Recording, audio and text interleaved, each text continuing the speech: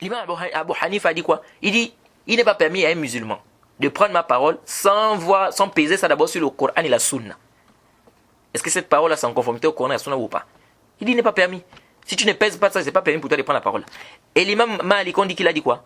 Il dit, toute personne, on peut prendre sa parole, sauf, on peut prendre sa parole et on peut rejeter sa parole, sauf quoi? Sauf le prophète Mohammed. Sauf qui, pardon, sauf le prophète Mohammed, sallallahu alayhi wa sallam.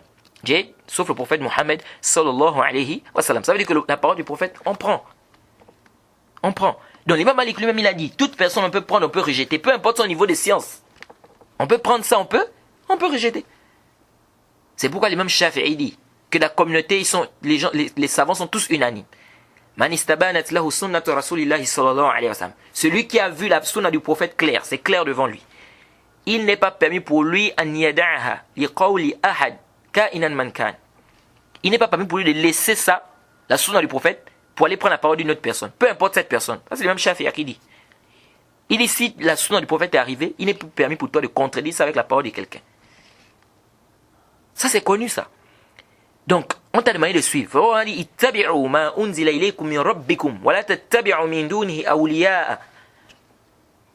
Suivez ce qui vous est révélé de votre Seigneur. Ne suivez pas en dehors de ça autre chose.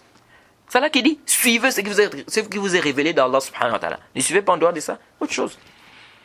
Donc, le prophète a fait, khalas yakfi. L'imam Malik a dit comme ça, oui, mais l'imam Malik a dit, c'est appuyé sur quoi? Vraiment, on est séparés. Khalas, intaha. Nous, on prend ce que le prophète a fait. Et c'est ça même le musulman. فَلَا وَرَبِّكَ لَا يُؤْمِنُونَ حَتَّى يُحَكِّمُوكَ فِيمَا شَجَرَ بَيْنَهُمْ ثُمَّ لَا يَجِدُ فِي أَنفُسِهِمْ حَرَجًا مِمَّا قَضَيْتَ وَيُسَلِّمُوا تَسْلِيمًا. Ça, c'est la parole d'Allah. Par ton Seigneur, ils ne seront jamais croyants. Tant qu'ils ne vont pas te demander, toi, Mohammed, de juger de leur dispute. N'est-ce pas? Et qu'ils ne reçoivent ou bien qu'ils ne ressentent aucune adversion pour ce que tu auras décidé. Et qu'ils se soumettent complètement à ta sentence. Ça, c'est clair, c'est l'islam. Donc, l'imam Malik a dit, il n'a pas dit comme ça, non. Le prophète a fait, oui. Le prophète a dit, khalas intaha. Ça nous suffit. Donc, il faut qu'on arrête ça. Oh, l'imam Malik, est-ce qu'il ne connaissait pas ça? Et même si, qui t'a dit que l'imam Malik connaissait tout? C'est l'imam Malik qui t'a dit qu'il connaissait tout. Et puis, vous voyez les gens comme ça, là c'est le juhala vraiment. Des gens qui ne connaissent même pas les usul de l'imam Malik. Ils ne connaissent même pas le mazhab, c'est-à-dire réellement le mazhab de l'imam Malik. Il est seulement là, il dit seulement je suis malikite, je suis malikite. Malikite dans la bouche. Les usul même de l'imam Malik, il ne connaît pas. Et c'est ça le jahl. Ça c'est le jahl. L'imam Malik lui-même dans son livre Al-Muwatta, il a mis là-bas le chapitre, le fait de mettre la main droite sur la main gauche dans la prière. Et il a amené le hadith de Sahl ibn Sa'd qu'on a cité tout à l'heure. J'ai bien dit rapporté par l'imam Malik fi Muwatta et l'imam Bukhari aussi. Donc ça montre ici que l'imam Malik a mis ce hadith dans son livre. Donc même dans le livre de l'imam Malik, que tu dis Malik là, il a mis ça. Donc quand même, il faut quand même faire ça. C'est venu comme dans la sunna, le prophète a demandé de faire. Et puis, c'est vrai, ça a été rapporté de l'imam Malik, parce que Ibn al-Qasim, qui fait partie des élèves de l'imam Malik dans le Mudawwana, il a rapporté que l'imam Malik a dit que il yursil yadeh, c'est-à-dire qu'il ne met pas les mains, c'est-à-dire il rejette les mains. Même si l'imam Malik a dit ça, la sunna haqq an yuttaba ou tuttaba. C'est vrai, même si l'imam Malik a dit ça, mais la sunna est plus en droit d'être suivie. Et il y a beaucoup de tafsilat que certains amènent. Il paraît que l'imam Malik, en fait, on l'avait fouetté, donc il avait des problèmes au niveau des mains. On rapporte une histoire, on dit qu'au temps de l'imam Malik, il y avait un roi ou un chef qui... il y a des gens qui voulaient se rébeller contre le chef. Et lui, il avait ordonné à tous ceux qui voulaient se rébeller de faire quoi? Qu'ils doivent divorcer leur femme. Et on a posé la question à l'imam Malik. Qu'est-ce que ce type de divorce-là, c'est valide? Parce qu'ici, il n'a pas divorcé de son plein gré. On l'a forcé à divorcer. Et l'imam Malik a fait la fatwa, il a dit que ce divorce-là, il n'est pas considéré. C'est-à-dire que ce n'est pas un divorce considéré. Pourquoi? Parce qu'il n'a pas fait ça de son plein gré. Et il paraît que le roi a écouté ça, ou le chef a écouté ça, et donc il s'est mis en colère. Il a demandé qu'on attrape l'imam Malik, et on l'a fouetté jusqu'à ce qu'il a eu mal au bras, donc il n'arrivait plus à mettre les mains au niveau, la main droite sur la main gauche dans la prière, sur la poitrine. Donc, ça c'est une histoire qu'on rapporte, Allahu a'lam. Allah se sait, est-ce que l'histoire est vraie ou elle est fausse. Ala kulli hal, que l'imam Malik a eu à dire ça, que l'imam Malik avait fait ça parce qu'il avait mal au bras, ou quoi, ici nous disons que la sunna du prophète, c'est que le prophète l'a fait.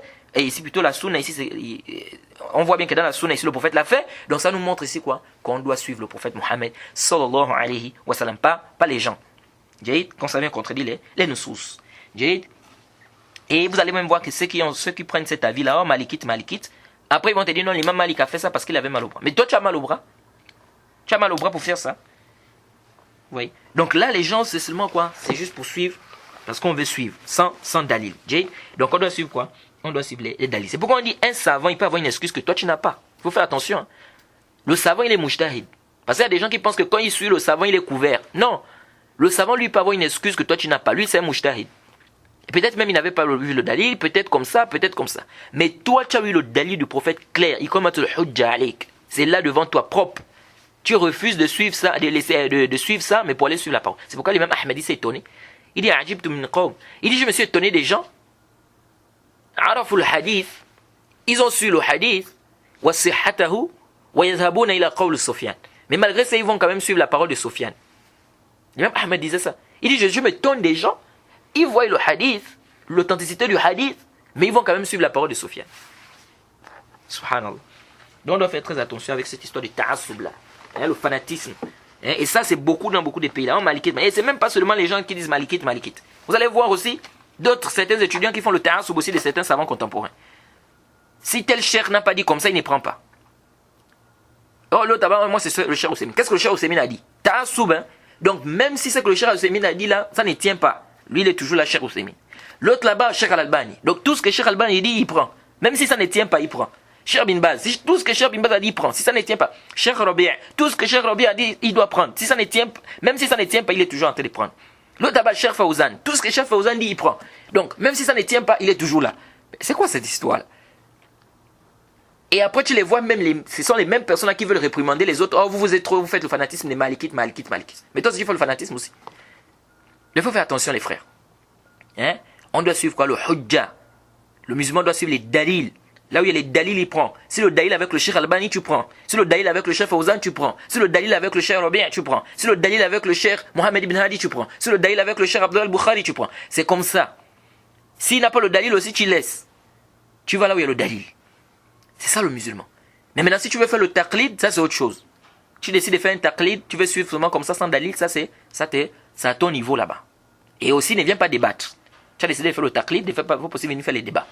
Il y a des gens comme ça. Il fait le taqlid, il dit je suis muqallid, mais il débat avec toi. Et il débat avec toi, il te fait faire peut-être 1 heure de temps, vous êtes en train de débattre. À la fin, quand il voit qu'il n'a plus d'argument, il te dit moi je suis un muqallid. Mais yahri, tu es muqallid, donc depuis on débattait, tu me fatiguais pour rien. Tu es muqallid, khalas. Tu as suivi ça comme ça sans dalil, c'est fini, tu débats quoi. Mais ce qu'on remarque avec les frères aujourd'hui, c'est, t'as dit subhanallah, je sais pas. C'est qu'il vient faire le taqlid, mais il vient débattre. Tu débats quoi? Donc on doit faire très attention les frères. Parce que le taqlid en fait ça veut dire que tu n'as pas le ilm sur cette base, sur cette masse là ou bien sur ce sujet là. Tu n'as pas le ilm. Mais là tu débats quoi? On débat avec le ilm. S'il n'y a pas le ilm, tu débats quoi? Est-ce que vous suivez? Donc ici il faut faire très, très attention. Jade. Donc on n'est pas là pour faire quoi? Pour faire le fanatisme. Hein? Un savant il a sa place, ce sont nos savants de la sunna, mais cela ne voudrait pas dire. Et ça c'est même l'aqida des gens de la sunna. Parce que toi tu viens avec un aqida autre que ça. Tu es en train de t'égarer. Nous, l'aqida des gens de la sunna, c'est quoi? C'est que nos savants ne sont pas immaculés, ne sont pas infaillibles. C'est pas comme les chiens qui disent que leurs savants sont infaillibles, ils ne font pas des erreurs, ils sont comme ça. Non, nous, nos savants, ils font des erreurs. C'est un savant, oui, mais ça ne veut pas dire qu'il ne peut pas se tromper. Ça ne veut pas dire que ce qu'il dit, ou bien tout ce qu'il dit n'est nécessairement vrai. Jade, là, on doit faire très attention. Parce que vous allez voir des gens aujourd'hui, tu leur apportes des dalils, c'est clair devant lui. Lui-même, il voit bien que les dalils sont là, mais il te dit quand même, non, moi je suis avec quand même le cheikh. Mais tu es avec lui pourquoi? Non, parce que je veux. Mais c'est quoi, c'est ça? Suis le